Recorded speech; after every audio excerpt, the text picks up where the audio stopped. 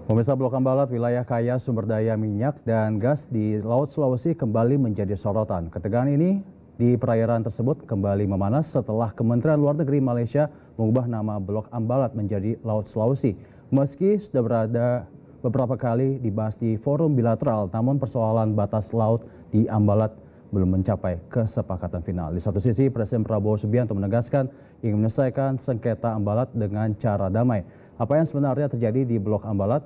Kami akan membahasnya bersama Guru Besar Hukum Internasional Universitas Indonesia, Profesor Hikmahanto Juwana. Terima kasih Prof. sudah menyempatkan waktunya. Ya, terima kasih. Selamat malam. Malam. Ya, menurut Prof sendiri, apa faktor utama yang menyebabkan tensi di Blok Ambalat kembali memanas saat ini, Prof?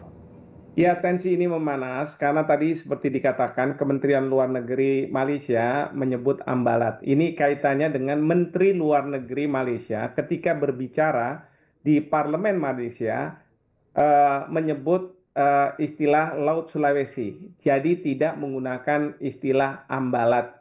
Dan mereka menggunakan blok yang mereka klaim yaitu di landas kontinen ya, ND6 dan ND7. Jadi karena Malaysia katakanlah menterinya berbicara di depan parlemennya pasti menggunakan istilah Malaysia. Sementara kalau Indonesia, Menteri Luar Negeri kita berbicara ke DPR, ya tentu akan menggunakan istilah yang Indonesia gunakan, yang disebut sebagai blok Ambalat. Jadi ingin saya sampaikan di sini bahwa ini berkaitan dengan dua blok yang ada di landas kontinen ya, bukan di laut teritorial. Jadi ini di landas kontinen. Landas kontinen itu adanya di dasar laut. Jadi salah juga kalau misalnya seolah-olah ini dipersepsikan sebagai pulau. Jadi ini merupakan yang ada di dasar laut, tetapi adanya di luar laut teritorial. Di luar laut teritorial, kalau di kolom air itu disebut sebagai zona ekonomi eksklusif, sementara kalau dia berada di dasar laut itu disebut sebagai landas kontinen. Nah, Indonesia mengklaim ada dua blok, yaitu blok Ambalat dan blok Ambalat Timur. Sementara dari Malaysia ada blok ND6 dan ND7, dan kemudian ini saling beririsan yang kemudian sudah dilakukan perundingan sebanyak 43 kali. Nah, ketika Menteri Luar Negeri menyampaikan ini di Parlemen Malaysia, ya tentu mereka mengatakan bahwa yang kita harus gunakan istilahnya adalah Laut Sulawesi, di mana di bawahnya ada ND6 dan ND7, blok ND6 dan ND7.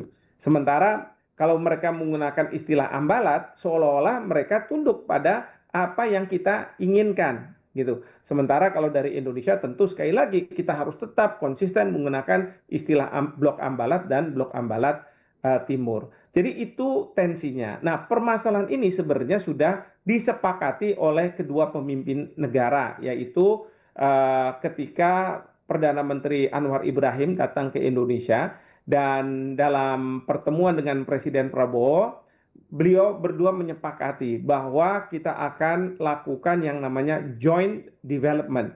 Jadi di wilayah irisan di mana kita mengklaim yang mengarah ke Malaysia, sementara Malaysia yang mengarah ke Indonesia ada irisan, disitulah yang kemudian kita akan melakukan pengelolaan bersama. Inti dari pengelolaan bersama ini adalah kedua negara sepakat bahwa masalah batas ini belum bisa diselesaikan secara hukum dalam waktu yang sangat dekat ini, karena selama ini sudah 43 kali putaran tapi masih belum selesai.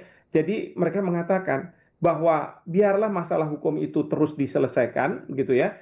Tetapi sayang kalau sumber daya alam yang ada di landas kontinen ini dari dua negara yang beririsan ini tidak dimanfaatkan. Sehingga mereka mengatakan sudah kita lakukan pengelolaan bersama sehingga dua negara bisa mendapatkan manfaat. Meskipun memang kalau misalnya kita bicara sumber daya alam yang ada di dasar laut, gas atau misalnya minyak begitu kan, suatu hari habis. Kalau sudah habis, ya buat apa kita berunding lagi mengenai masalah batas dari landas kontinen, karena sudah wilayah yang beririsan itu sudah dieksploitasi. Nah, jadi tapi ini yang sudah disepakati oleh kedua pemerintah, dan saat sekarang mungkin kedua pemerintah sudah membentuk komite yang akan membahas kesepakatan ini. Nah, tentu yang kita harapkan sekarang bukan perundingan terhadap perbatasan, tapi perundingan terhadap pengelolaan bersama ini yang fair untuk kedua negara. Nah, ini yang biasanya tarik-tarikannya juga agak lama, karena biasanya masalah setannya itu ya, sulitnya itu the detail, the devil is on the detail. Jadi setannya atau masalah yang sangat akan alot itu adalah masalah yang berkaitan dengan masalah rincian dari apa yang akan disepakati. Nanti kalau disepakati pun harus dibawa ke masing-masing parlemen ya, dan Indonesia DPR untuk kemudian ya disetujui atau tidak disetujui oleh DPR atau parlemen Malaysia. Kalau disetujui ya mereka akan teruskan kegiatan joint development yang ada di blok yang beririsan antara blok Ambalat dengan ND6, ND7. Seperti itu. Ya, dengan adanya penyebutan yang berbeda dari kedua belah pihak, bagaimana potensi dampak memanasnya situasi di blok Ambalat terhadap hubungan bilateral antara Indonesia dengan Malaysia, Prof? Ya, sebenarnya masalah penyebutan yang berbeda dalam wilayah yang disengketakan itu wajar.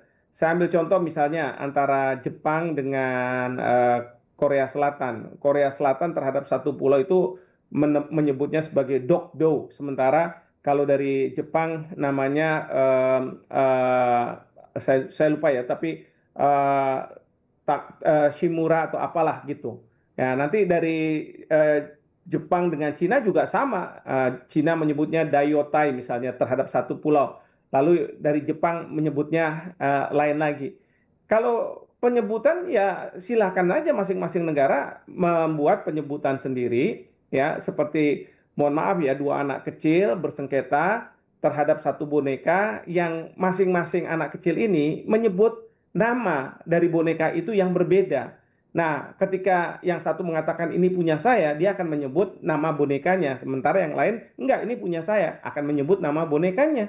Jadi memang itu hal yang wajar, apalagi kalau berbicara di forum misalnya parlemen di masing-masing negara, tentu harus menggunakan istilah yang mereka gunakan secara konsisten. Nah, yang menjadi permasalahan itu pembahasan antara Menlu Malaysia dengan Parlemen Malaysia itu kan ada di YouTube katakanlah begitu. Itu yang terus kemudian dibawa ke Indonesia lalu menjadi kegaduhan di Indonesia karena seolah-olah ada pernyataan dari Menteri Luar Negeri depan Parlemen Malaysia bahwa kita akan menggunakan istilah selebes untuk menunjuk adanya ND6, ND7 yang merupakan klaim Malaysia dan tidak menggunakan ambalat gitu ya. Ya wajar saja. Sementara kalau kita di Indonesia tentu kita akan konsisten, kita akan menggunakan istilah ambalat ya untuk klaim yang ada di blok itu dan kita tidak akan menggunakan istilah Sulawesi atau ND6 dan ND7. Nah, kira-kira seperti itu permasalahannya. Ya, terakhir Prof, sejauh mana posisi hukum internasional mendukung klaim Indonesia atas blok Ambalat ini, Prof? Ya begini, kalau dalam konteks hukum internasional, ya klaim terhadap wilayah itu bisa dilakukan secara hukum, tetapi bisa juga secara sejarah. Ya, jadi kalau dari sisi Malaysia, mereka selalu mengatakan bahwa dengan menggunakan peta tahun 1979, sementara Malaysia kan anggota dari UNCLOS. Nah, UNCLOS ini kalau kita lihat ketentuannya mungkin tidak mendukung peta tahun 1979. Tetapi setiap negara akan mengatakan bahwa saya tidak akan mundur seinci pun ya dari klaim yang saya buat. Nah, itu yang dilakukan oleh Malaysia. Malaysia akan mengatakan saya tidak akan mundur seinci pun dari klaim yang saya buat pada tahun 1979. Nah, sementara Indonesia juga sudah membuat dan kemudian diperkuat dengan adanya UNCLOS karena terjemahan ketentuan dalam UNCLOS itu membuat posisi Indonesia itu kuat. Nah, memang kalau misalnya seperti ini, yang satunya menggunakan hukum internasional, yang satunya menggunakan sejarah, ini bagaimana penyelesaiannya? Nah, itulah yang kemudian dilakukan perundingan dan perundingan sudah 43 kali putaran, tapi belum bisa menghasilkan kesepakatan.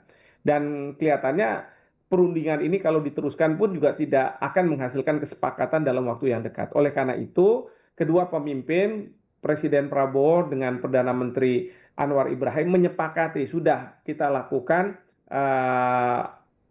joint development atau pengelolaan bersama seperti itu. Baik, terima kasih Profesor Hikmahanto Juwana untuk insight-nya, Guru Besar Hukum Internasional Universitas Indonesia. Sekali lagi terima kasih, sampai jumpa. Baik, terima kasih, selamat malam.